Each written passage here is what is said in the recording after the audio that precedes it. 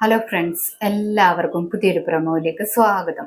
നാളത്തെ കഥയിൽ ഗംഗയും മഹി മാളൂനെയും കൂട്ടി പാർക്കിലൊക്കെ പോയതിനു ശേഷം വീട്ടിലേക്ക് വരുന്നുണ്ട്. ദേവയാനിയമ്മയ്ക്കാണെങ്കിൽ ഒന്നും ഇഷ്ടപ്പെടുന്നില്ല. ദേവയാനിയമ്മ വിചാരിക്കുന്നത് പോലെ ഒന്നും നടക്കുന്നുമില്ല. അതുകൊണ്ട് ലഡുവൊക്കെ വലിച്ചെറിയുന്നുണ്ട്.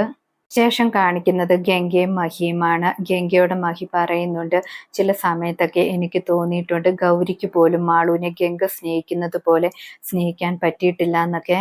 മഹി പറയുന്നതൊക്കെ കേൾക്കുമ്പോൾ ഗംഗയ്ക്ക് ഒരുപാട് സന്തോഷമാകുന്നു.